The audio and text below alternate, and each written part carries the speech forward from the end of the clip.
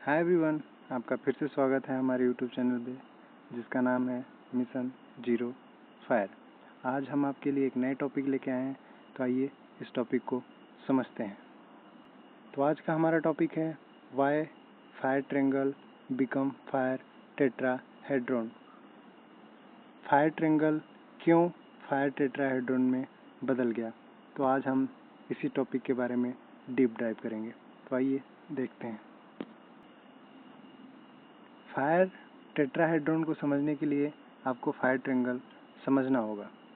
इस टॉपिक के बारे में हमने पिछले वीडियो में डिटेल में बात की है कि फायर ट्रायंगल क्या होता है, किन चीज़ों से मिलकर बनती है। पूरा वीडियो फायर ट्रायंगल पे ही है, लेकिन फायर टेट्राहेड्रॉन को समझने के लिए हम एक बार छोटा सा रिकैप कर लेते हैं कि फायर ट्रायंगल होता क्या है। फायर ट्रायंगल 3 चीज़ों के मिलने से बनती है। पहला है फ्यूल। फ्यूल क्या होता है? कोई भी जलने योग्य सामग्री, जैसे लकड़ी, कागज, कपड़ा, तेल या गैस। फ्यूल सॉलिड फॉर्म में भी हो सकता है, लिक्विड फॉर्म में भी हो सकता है और गैसेस फॉर्म में भी हो सकते हैं। ठीक है। दूसरा ऑक्सीजन।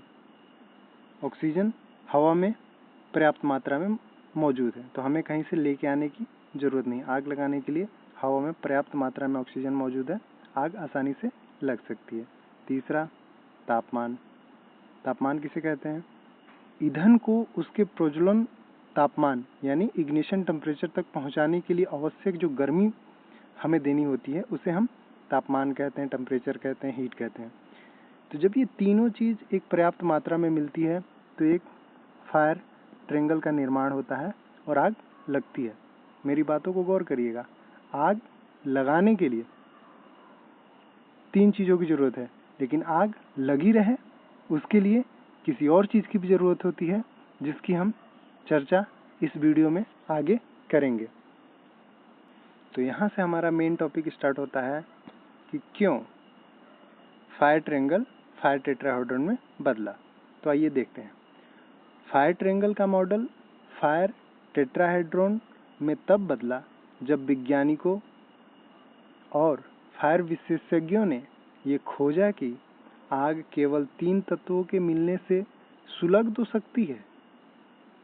नोटिस करिएगा, सुलग तो सकती है, लेकिन लगातार जलते रहने के लिए उसे एक चौथी गुप्त तत्व की आवश्यकता होती है। यह बदलाव 20वीं सदी के मध्य, विशेष रूप से 1960 के दशक में हुआ। यह फायर इंजीनियर वाल्टर हेसलर ने अपने शोध के माध्यम से इस चौथे तत्व को दुनिया के सामने रखा। कब और क्यों हुआ यह बदलाव? तो जो पुरानी सोच थी वो मानती थी कि आग केवल 3 चीज़ों से लगती है। वो 3 चीज़ें क्या हैं? फ्यूल, ऑक्सीजन और हीट। यदि इन तीनों में से एक भी हटा दिया जाए, जैसे पानी डालकर गर्मी को कम करना या कंबल ढककर ऑक्सीजन को कट ऑफ कर देना, तो आग बुझ जाती है। ठीक है, फिर दिक्कत कहाँ आई? जब विज्ञान आगे बढ़ा तो नए प्रकार के अग्निशामक जैसे हेलन गैस और ड्राई केमिकल पाउडर डीसीपी बनाए गए। वैज्ञानिकों ने देखा कि ये पाउडर या गैस ना तो आग को ठंडा करती है, ना ही उष्मा को हटाती है और ना ही ऑक्सीजन को पूरी तरह रोकती है, फिर भी आग तुरंत बुझ जाती है। 1960 के दशक में एक खोज हुई। खोज क्या थी? इन सभी घटनाओं ने विशेषज्ञों को सोचने पर मजबूर किया। फिर उन्होंने रिसर्च की।